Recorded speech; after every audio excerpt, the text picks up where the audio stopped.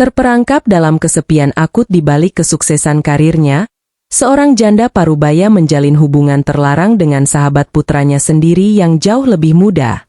Ketika rahasia skandal ini terbongkar, ia dipaksa menghadapi pilihan paling menyakitkan dalam hidupnya, mengejar gairah cinta yang membangkitkan jiwanya, atau mengorbankan perasaannya demi menyelamatkan hubungan yang hancur dengan anak satu-satunya. Rumah ini besar, megah, dan dingin. Sejak suamiku meninggal 5 tahun lalu dan aku menenggelamkan diri dalam karir sebagai arsitek, dinding-dinding ini seolah hanya menjadi saksi bisu rutinitasku yang monoton. Rio, putra sematawayangku yang kini berusia 22 tahun, adalah satu-satunya sumber kehidupan di sini. Namun, belakangan ini, rumah kami sering berubah menjadi markas bagi teman-teman kuliahnya. Suara tawa, dentingan stik konsol game, dan percakapan khas anak muda mengisi ruang tamu, sementara aku biasanya memilih menyingkir ke ruang kerjaku, merasa terlalu tua untuk berada di antara mereka. Suatu sore, kebisingan itu terasa berbeda. Di antara teman-teman Rio yang heboh berebut camilan, ada satu sosok yang duduk tenang di sudut sofa.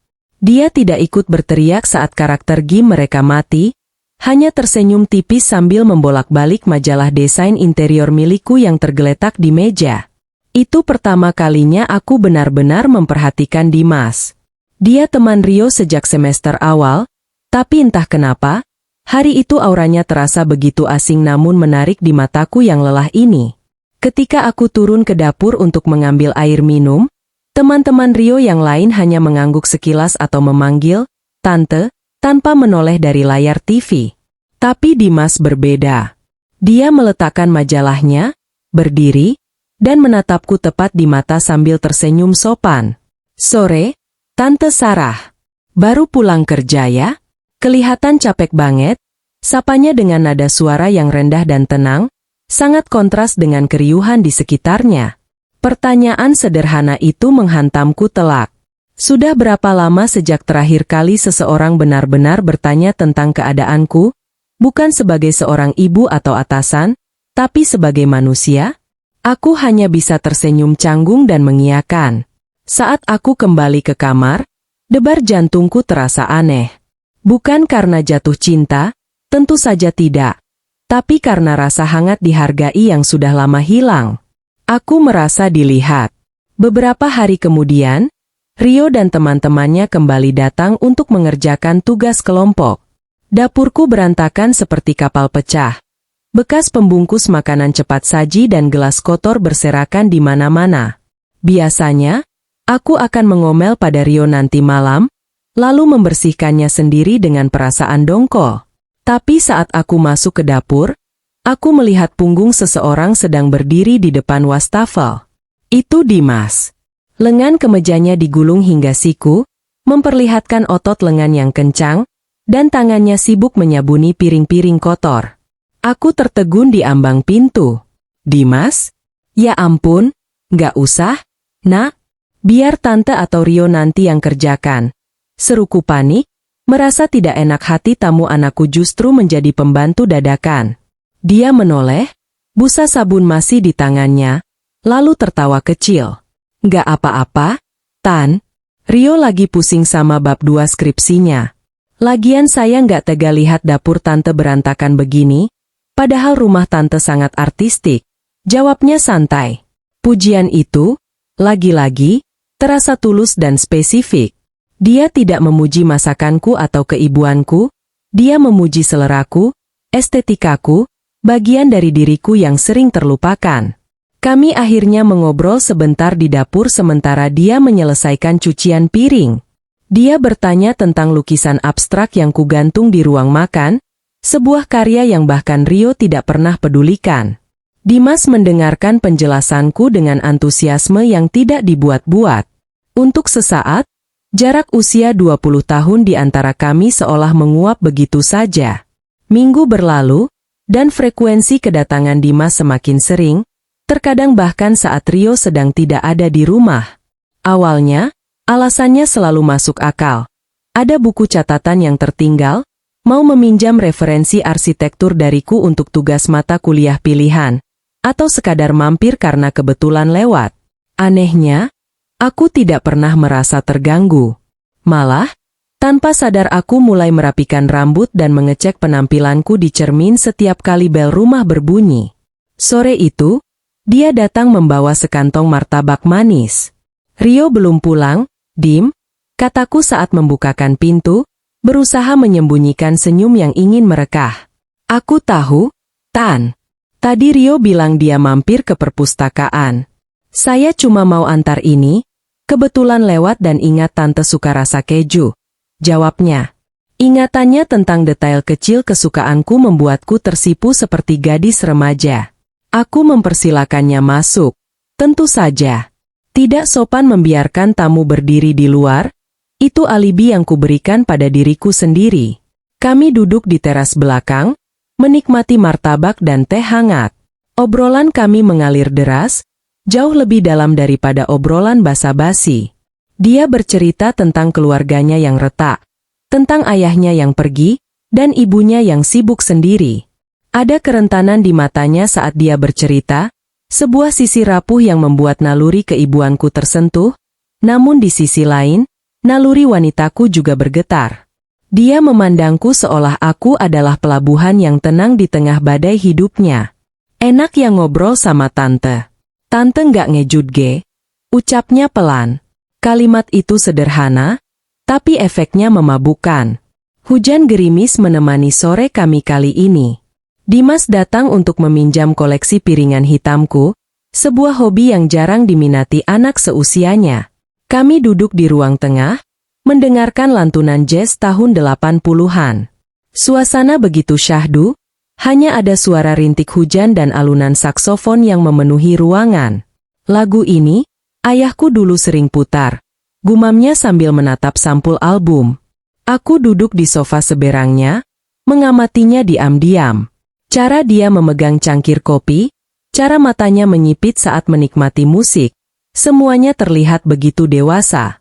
Dia tidak seperti Rio yang masih meledak-ledak dan kekanak-kanakan. Dimas memiliki jiwa tua yang terperangkap dalam tubuh muda yang menarik. "Kamu unik, Dim. Jarang ada anak muda yang betah diam lama-lama dengerin ginian," komentarku. Dia menatapku, tatapannya terkunci lurus ke manik mataku. "Mungkin karena saya lebih suka hal-hal yang punya kedalaman, Tan. Sesuatu yang matang kayak anggur. Atau?" Dia tidak menyelesaikan kalimatnya, tapi matanya menyiratkan sesuatu yang membuat napasku tercekat. Aku buru-buru mengalihkan pembicaraan, merasa panas menjalar ke pipiku. "Ah, kamu bisa aja," tawaku sumbang. Namun di dalam hati, aku tahu ada batas tak kasat mata yang perlahan mulai kami gerus. Rasa nyaman ini mulai berubah menjadi sesuatu yang berbahaya, sebuah ketertarikan yang seharusnya tidak boleh ada di antara ibu dan teman anaknya. Malam itu adalah titik balik segalanya. Hujan turun sangat deras, disertai petir yang menyambar-nyambar. Rio mengabari bahwa dia menginap di rumah teman yang lain karena banjir, sementara Dimas masih di sini, terjebak hujan setelah membantuku membetulkan engsel pintu gudang. Listrik tiba-tiba padam, meninggalkan kami dalam kegelapan yang hanya diterangi kilatan petir. Aku menyalakan beberapa lilin di ruang tengah. Bayangan api menari-nari di dinding, menciptakan suasana yang intim dan mencekam. Dimas duduk di karpet, sementara aku di sofa. Jarak kami hanya sejangkauan tangan, tapi rasanya seperti ada medan magnet yang menarik kami untuk mendekat. Keheningan di antara kami bukan lagi kosong, melainkan penuh dengan kata-kata yang tak terucap. "Tante takut gelap?" tanyanya lembut. Suaranya terdengar lebih berat dari biasanya.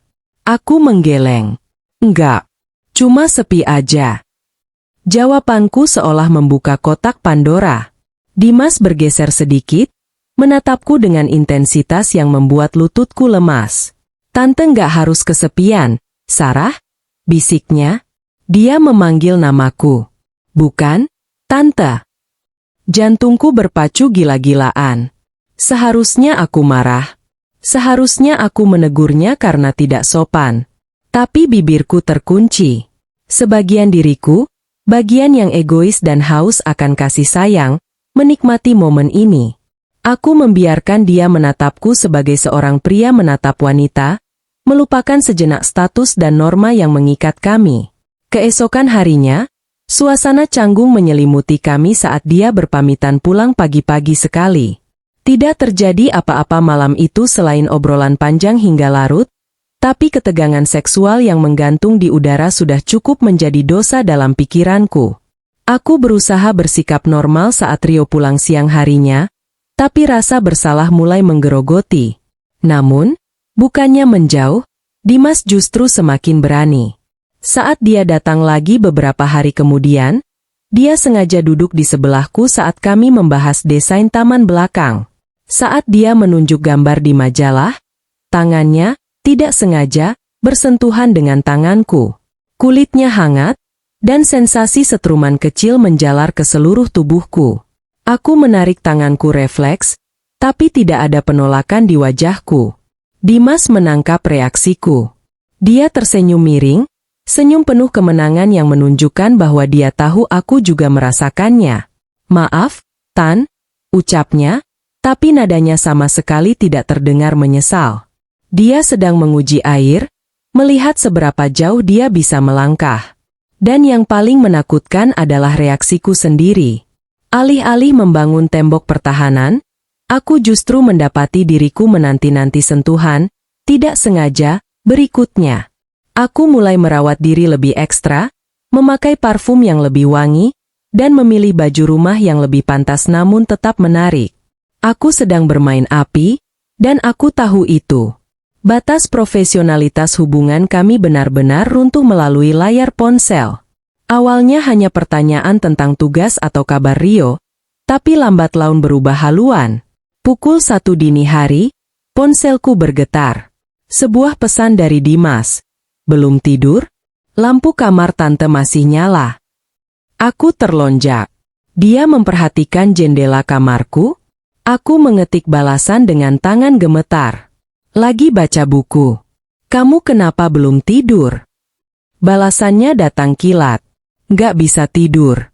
Kepikiran obrolan kita kemarin. Rasanya beda." Jantungku berdebar kencang membaca kata, "beda," itu. Kami bertukar pesan hingga subuh. Tidak ada kata-kata vulgar, hanya diskusi tentang perasaan, kesepian, dan impian. Tapi di balik kalimat-kalimat sopan itu, tersirat hasrat yang membara. Kami sedang membangun dunia rahasia kami sendiri, sebuah gelembung di mana hanya ada aku dan dia, tanpa Rio, tanpa norma sosial. Aku merasa seperti remaja yang sedang jatuh cinta lagi. Mengecek ponsel setiap 5 menit, tersenyum sendiri membaca leluconnya, dan merasa hampa jika dia tidak membalas cepat. Realitas bahwa dia adalah teman anakku seolah menjadi latar belakang yang kabur, tertutup oleh euforia perasaan diperhatikan yang begitu memabukkan. Ujian terberat datang saat Rio mengajak kami makan malam bersama di rumah. "Bu, Dimas bantuin aku banget ngerjain bab 3, kita masakin steak yuk buat dia," ajak Rio antusias. Aku tidak bisa menolak tanpa terlihat mencurigakan. Jadi, disinilah kami, duduk di meja makan bundar. Aku, anakku, dan pria yang diam-diam mengisi pikiranku. Suasana di permukaan tampak normal. Kami tertawa membahas dosen Rio yang killer. Tapi di bawah meja, dunia lain sedang terjadi. Kaki Dimas perlahan menyentuh kakiku. Awalnya kukira tidak sengaja, tapi sentuhan itu bertahan, lalu menekan lembut. Aku tersedak minumanku. Rio panik. "Ibu kenapa?" "Pelan-pelan, Bu." Aku melirik Dimas. Wajahnya datar, seolah tidak terjadi apa-apa, tapi matanya menatapku tajam sambil mengunyah makanannya. Adrenalin membanjiri darahku. Rasa takut ketahuan bercampur dengan gairah yang aneh. Aku seharusnya menarik kakiku, tapi aku mematung. Aku membiarkan sentuhan terlarang itu terjadi tepat di depan hidung putraku sendiri. Malam itu aku merasa menjadi wanita paling jahat di dunia. Melihat wajah polos Rio yang begitu mempercayai ibunya dan sahabatnya, hatiku teriris. Namun, Sentuhan kaki Dimas memberikan kenyamanan yang sudah bertahun-tahun tidak kurasakan. Konflik batin ini mulai mencabik-cabik kewarasanku. Beberapa hari kemudian, aku melihat Dimas diantar pulang oleh seorang gadis seusianya. Mereka tertawa lepas di depan pagar rumahku sebelum Dimas masuk. Gadis itu cantik, muda, dan segar, semua hal yang tidak lagi kumiliki. Rasa panas membakar dadaku. Itu bukan amarah seorang ibu, itu cemburu buta seorang wanita. Saat Dimas masuk, aku menyapanya dengan nada dingin yang tidak bisa kututupi. "Pacar baru, Dim?" tanyaku sini sambil pura-pura menyiram tanaman. Dimas berhenti, menatapku dengan kening berkerut. "Teman kampus, Tan." "Kenapa? Tante nggak suka?" tanyanya balik, menantang. "Bukan urusan tante," jawabku ketus, hendak masuk ke dalam rumah. Tiba-tiba Dimas menahan lenganku. Cengkeramannya kuat namun tidak menyakiti. "Dia cuma teman, Sarah. Nggak ada yang bisa ngerti aku kayak kamu ngerti aku," bisiknya cepat, menghilangkan panggilan, "Tante," lagi. Mendengar dia menjelaskan diri padaku membuat hatiku luluh seketika, sekaligus menyadarkanku betapa konyolnya posisiku. Aku cemburu pada gadis muda yang memang seharusnya menjadi pasangannya. Aku bersaing di liga yang salah. Tapi penegasannya bahwa aku istimewa baginya, lagi-lagi, mematikan logika sehatku. Karma datang dengan cepat. Rekan kerjaku, Pak Haryo, duda mapan seusia denganku, datang ke rumah untuk mengantar berkas proyek. Dimas kebetulan ada di sana bersama Rio. Aku melihat perubahan drastis pada sikap Dimas. Dia menjadi pendiam, menatap Pak Haryo dengan tatapan permusuhan yang tidak disembunyikan.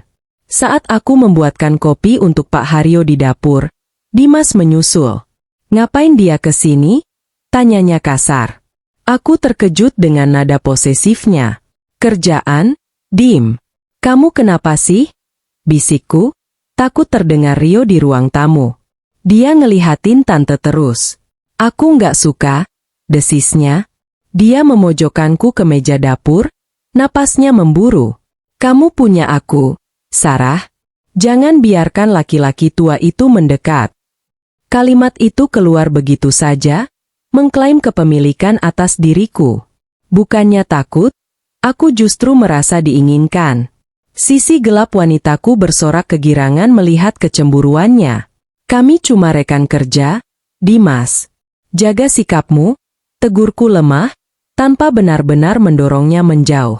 Hubungan ini mulai menjadi toksik, penuh dengan rasa kepemilikan yang tidak berdasar dan emosi yang tidak stabil. Kami mulai semakin lihai bermain kucing-kucingan. Mencuri pandang saat Rio lengah, mengirim pesan singkat saat berada di ruangan yang sama, bahkan berani berpegangan tangan sebentar di lorong saat Rio ke kamar mandi. Sensasi bahaya menjadi candu tersendiri. Aku merasa hidup di tepi jurang, dan pemandangan dari sana sangat indah meski mematikan. Namun, Rio mulai menyadari sesuatu. "Ibu kok sekarang sering banget main HP sambil senyum-senyum?" tanyanya suatu pagi saat sarapan. Aku nyaris menjatuhkan sendokku. "Ah, ini, lihat video kucing lucu di Instagram," dustaku cepat. Rio hanya mengangkat bahu, tapi aku melihat kilatan keraguan di matanya. Dimas juga mulai ceroboh. Dia sering meninggalkan barang-barangnya di rumah agar punya alasan untuk kembali. Topi, jaket, bahkan charger laptop. Rio pernah berkomentar, "Si Dimas makin pikun aja, barangnya ketinggalan mulu di sini." Aku hanya tertawa garing, padahal keringat dingin mengucur di punggungku. Aku tahu ini tidak bisa berlangsung selamanya. Cepat atau lambat, gelembung sabun ini akan pecah. Tapi setiap kali aku menatap mata Dimas yang penuh pemujaan, aku menunda untuk mengakhirinya. "Satu hari lagi," bisikku pada diri sendiri. "Biar aku bahagia satu hari lagi." Hari itu adalah hari sialku. Atau mungkin, hari penyelamatanku, tergantung dari mana aku melihatnya. Dimas datang sebentar untuk mengambil jaketnya, lalu buru-buru pergi karena ada kelas. Rio baru saja pulang dan duduk di sofa ruang tengah. Tanpa sadar, ponsel Dimas terselip di sela-sela bantal sofa tempat dia tadi duduk. Aku sedang di kamar mandi saat Rio menemukan ponsel itu. Layarnya menyala karena ada notifikasi masuk. Dan nasib buruk, notifikasi itu menampilkan preview pesan yang baru saja aku kirimkan. Hati-hati di jalan, sayang. Nanti kabari kalau sudah sampai. Aku lupa mematikan pratinjau pesan di ponselku sendiri, dan rupanya Dimas juga begitu. Saat aku keluar dari kamar mandi, suasana rumah hening, terlalu hening. Rio berdiri mematung di tengah ruangan, memegang ponsel Dimas dengan tangan gemetar. Wajahnya pucat pasi, matanya menatapku dengan campuran antara kebingungan dan kengerian. "Bu?" Suaranya parau, nyaris tak terdengar. "Ini maksudnya apa?" Ibu panggil Dimas sayang. Dunia di sekitarku seakan runtuh. Waktu berhenti berputar. Aku berdiri terpaku, tidak mampu menggerakkan lidah untuk menyangkal. Bukti itu terlalu nyata di tangannya. "Rio, sini ibu jelaskan." Aku mencoba mendekat, tapi Rio mundur selangkah seolah aku adalah monster. "Jelaskan apa? Bahwa ibu selingkuh sama sahabatku sendiri? Sama anak seumuranku?" teriaknya. Suaranya pecah, air mata kemarahan mulai menggenang di pelupuk matanya. "Kami nggak selingkuh, Rio. Kami cuma..." Aku bingung mencari kata yang tepat. Cuma apa? Pacaran? Main gila? Ibu sadar nggak sih dia itu siapa? Dia Dimas, Bu. Teman main PS aku. Teman nongkrong aku. Rio melempar ponsel itu ke sofa dengan kasar. Kemarahan Rio bukan hanya karena aku ibunya, tapi karena dia merasa dikhianati oleh dua orang yang paling dia percaya. Sahabatnya dan ibunya menusuknya dari belakang. "Pantas belakangan ini kalian aneh. Pantas dia sering kesini. Ternyata kalian ngetawain aku di belakang ya?" Tuduhnya liar. "Nggak gitu, Rio. Demi Tuhan, nggak pernah ada niat nyakitin kamu." Aku menangis, mencoba meraih tangannya. Dia menepis kasar. "Jangan sentuh aku. Aku jijik, Bu. Sumpah, aku jijik." Kata jijik itu menampar wajahku lebih keras daripada pukulan fisik manapun. Di tengah kekacauan itu, pintu depan terbuka. Dimas kembali, mungkin sadar ponselnya tertinggal. Dia langsung membeku melihat pemandangan di depannya. Rio yang menangis penuh amarah dan aku yang hancur di lantai. Dia tahu, rahasia kami sudah terbongkar. "Rio, dengerin gue dulu." Dimas mencoba masuk, suaranya tenang tapi tegang. Rio langsung menerjangnya. Satu pukulan mendarat telak di rahang Dimas. Dimas terhuyung, tapi tidak membalas. "Lo bangsat, Dim. Lo manfaatin nyokap gue. Lo sakit jiwa?" teriak Rio sambil mencoba memukul lagi. Aku berteriak histeris, melerai mereka. "Berhenti. Rio, stop." Aku memeluk tubuh Rio dari belakang, menahannya. Dimas mengusap darah di sudut bibirnya, menatap Rio dengan tatapan bersalah namun tegas. "Gue nggak manfaatin dia. Yo, gue beneran sayang sama ibu lo," ucap Dimas. Pengakuan itu justru seperti menyiram bensin ke api. Rio tertawa sumbang, tawa yang menyayat hati. "Sayang, lo itu sakit. Dan ibu?" Rio menatapku dengan pandangan yang sudah mati rasa. "Ibu lebih milih bocah ini daripada perasaan anak ibu sendiri." Malam itu menjadi malam terpanjang dalam hidupku. Rio mengurung diri di kamarnya, membanting pintu hingga engselnya berderit. Dimas masih berdiri di teras, enggan pergi sebelum memastikan aku baik-baik saja. Aku keluar menemuinya dengan mata bengkak. "Kamu harus pulang, Dim," kataku lemah. "Aku nggak bisa ninggalin kamu kayak gini. Sarah, kita hadapi bareng," katanya keras kepala. Dia mencoba memegang tanganku, tapi kali ini aku menghindar. Realitas telah menampar kami dengan kejam. Fantasi romantis kami hancur berkeping-keping di hadapan air mata anakku. "Gak ada," Kita, Dimas. Kamu lihat tadi? Anakku hancur. Persahabatan kalian hancur. Aku ibunya, Dim. Aku nggak bisa egois, Isaku. Dimas terdiam, bahunya merosot. Dia tahu dia tidak bisa melawan argumen itu. Ikatan darah selalu lebih kental daripada cinta sesaat. Jadi ini akhirnya? Tanyanya lirih. Kamu nyerah gitu aja? Matanya memancarkan kekecewaan yang mendalam.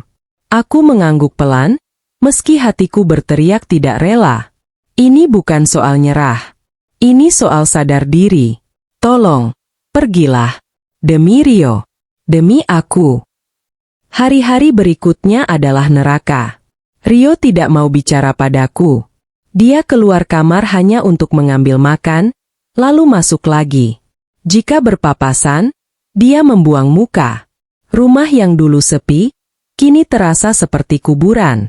Kehangatan yang sempat dibawa Dimas lenyap, digantikan oleh kebekuan yang menusuk tulang.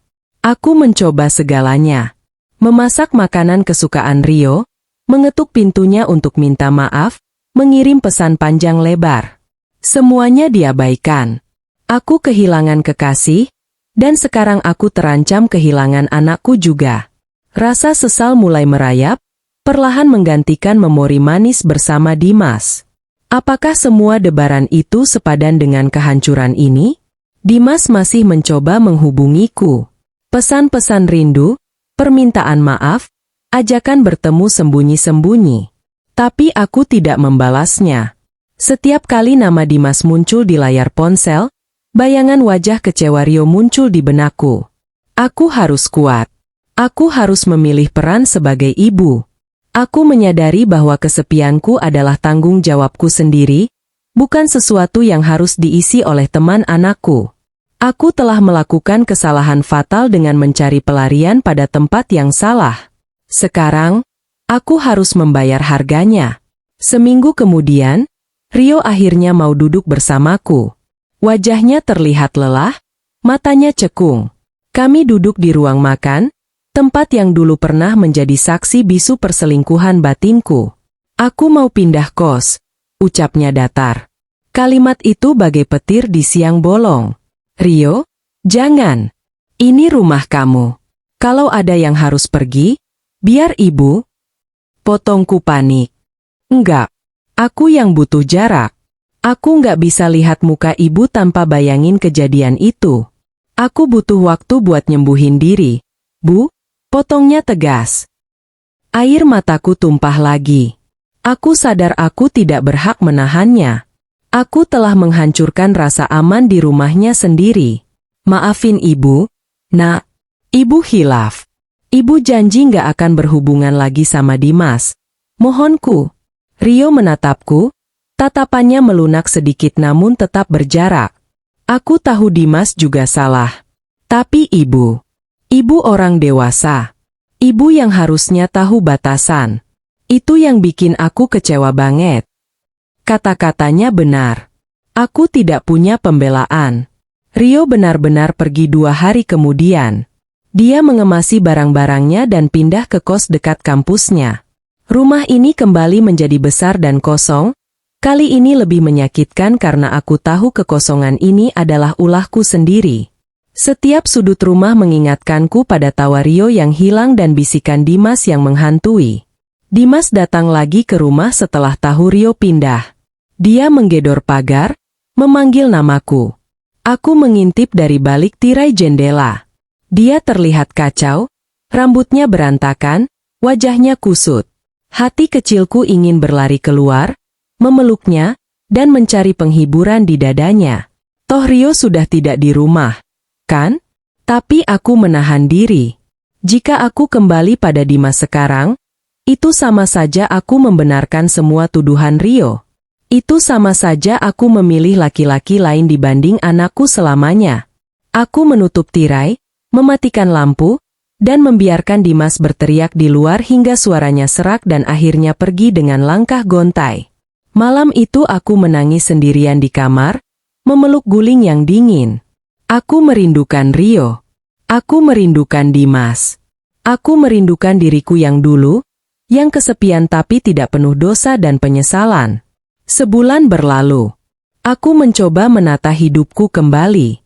Fokus pada pekerjaan, menyibukkan diri dengan proyek-proyek baru. Suatu sore, aku bertemu Dimas di sebuah kafe dekat kantorku. Pertemuan yang tidak disengaja. Dia sedang duduk sendirian dengan laptopnya, terlihat lebih kurus. Mata kami bertemu. Ada jeda panjang di mana dunia seolah berhenti. Dia berdiri, ragu-ragu, lalu berjalan mendekat. "Apa kabar, Sarah?" tanyanya kaku. Panggilan, Sarah, itu masih menggetarkan hatiku, tapi kali ini disertai rasa perih. "Baik, Dim." "Kamu?" jawabku singkat. "Berantakan?" jawabnya jujur. "Rio blokir semua kontak gue. Teman-teman tongkrongan juga jauhin gue karena Rio cerita semuanya. Gue sendirian sekarang." Dia menatapku dengan tatapan menuduh sekaligus memohon.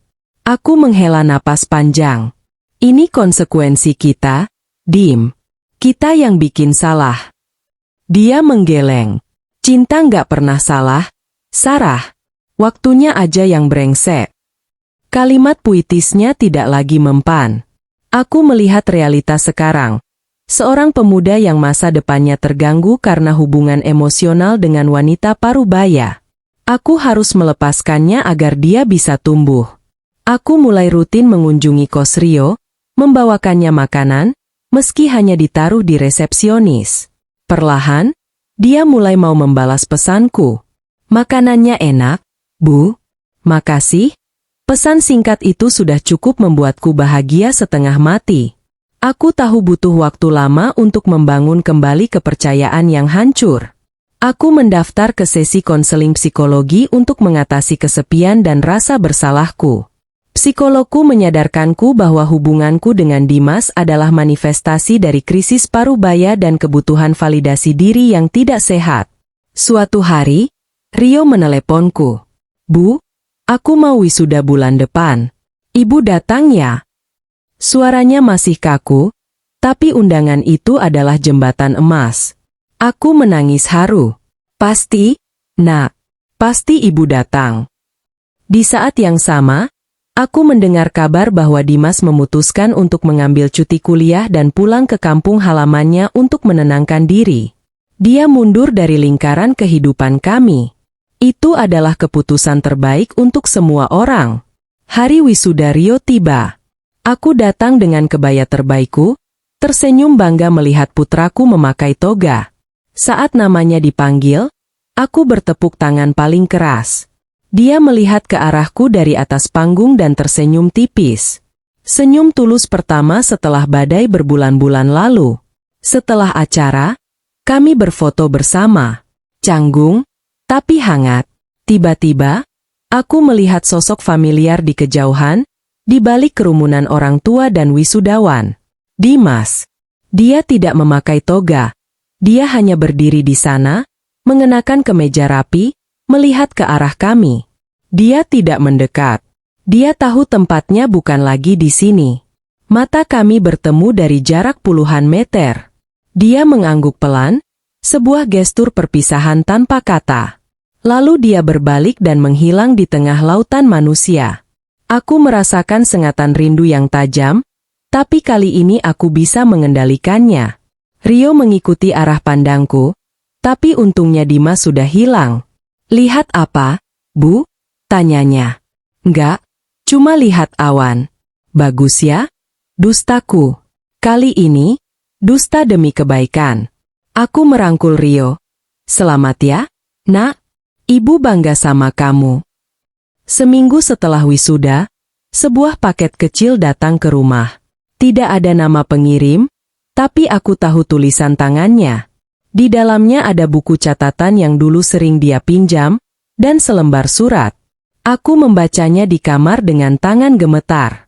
"Sarah, aku pindah ke kota lain. Mulai hidup baru, kerja di sana. Maafin aku yang udah bikin hidup kamu dan Rio berantakan. Aku sadar aku egois. Aku cuma mau bilang makasih.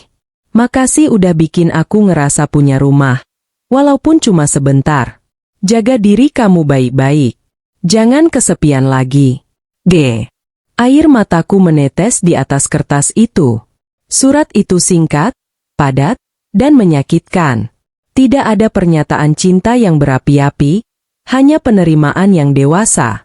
Dimas akhirnya benar-benar menjadi dewasa, melalui cara yang paling keras. Aku menyimpan surat itu di laci terbawah, bersama kenangan-kenangan lain yang harus kubur. Itu adalah penutup bab kehidupan kami. Dia pergi untuk mengejar masa depannya, dan aku harus kembali menghadapi masa kiniku. Rio akhirnya memutuskan untuk kembali tinggal di rumah sembari menunggu panggilan kerja. Kembalinya Rio membawa cahaya kembali ke rumah ini, meskipun cahayanya sedikit berbeda. Kami lebih berhati-hati satu sama lain, lebih saling menghargai privasi. Aku belajar untuk memaafkan diriku sendiri. Berhenti menghukum diri atas perasaan yang pernah ada. Aku manusia biasa yang bisa berbuat salah, bisa merasa sepi, dan bisa tergelincir. Yang penting adalah bagaimana aku bangkit dan memperbaiki kerusakan yang kubuat. Hubungan dengan Rio perlahan membaik. Kami mulai bisa bercanda lagi, meski topik tentang teman-temannya, terutama Dimas, menjadi tabu yang tak pernah disentuh. Aku menerima batasan itu. Itu adalah harga yang pantas untuk kedamaian ini. Aku mulai menyibukkan diri dengan komunitas sosial, bertemu dengan orang-orang seusiaku. Aku belajar bahwa kebahagiaan tidak harus datang dari validasi seorang laki-laki, apalagi yang jauh lebih muda. Kebahagiaan harus tumbuh dari dalam diri sendiri. Terkadang, saat hujan turun deras di malam hari, aku masih teringat momen itu. Momen di ruang tengah, cahaya lilin, dan tatapan Dimas. Ingatan itu tidak lagi menyakitkan, hanya menjadi semacam nostalgia sepia. Seperti menonton film lama yang indah tapi sedih. Aku menyadari bahwa Dimas hadir di hidupku untuk sebuah alasan. Dia datang untuk membangunkanku dari mati suri emosional. Dia mengingatkanku bahwa aku masih wanita yang punya hasrat dan perasaan, bukan robot pencari nafkah.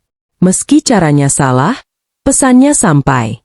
Aku pernah mencintai dan dicintai dengan cara yang gila, berbahaya, dan tabu. Itu adalah rahasia kecil yang akan kubawa sampai mati. Sebuah bab terlarang dalam buku kehidupanku yang datar. Rumah ini tidak lagi dingin. Ada kehangatan baru yang lebih stabil. Aku melihat Rio tumbuh menjadi pria dewasa yang bertanggung jawab, belajar dari kesalahan ibunya dan sahabatnya. Sore ini, setahun setelah kejadian itu, aku duduk di teras minum teh. Rio sedang mencuci mobilnya di halaman, bersiul-siul kecil. Ponselku bergetar. Sebuah notifikasi ulang tahun muncul di Facebook. Hari ini ulang tahun Dimas. Jariku melayang di atas layar. Ada dorongan kuat untuk mengirim pesan singkat. Sekadar, selamat ulang tahun. Tapi aku menahannya. Apa gunanya? Hanya akan membuka luka lama yang sudah kering. Biarlah dia bahagia di sana dengan hidup barunya. Aku menghapus notifikasi itu, meletakkan ponsel, dan berjalan menghampiri Rio. Mau ibu bikinin es jeruk? Tanyaku. Rio menoleh, tersenyum lebar. Boleh, Bu. Yang manis ya? Aku tersenyum balik. Di balik pintu hatiku yang tertutup rapat, kenangan tentang Dimas tersimpan rapi. Tapi kuncinya sudah kubuang. Aku memilih realitas ini. Aku memilih anakku. Dan untuk pertama kalinya dalam waktu yang lama, aku merasa benar-benar cukup. Kisah kami telah berakhir, menyisakan pelajaran berharga tentang batas, cinta, dan kedewasaan.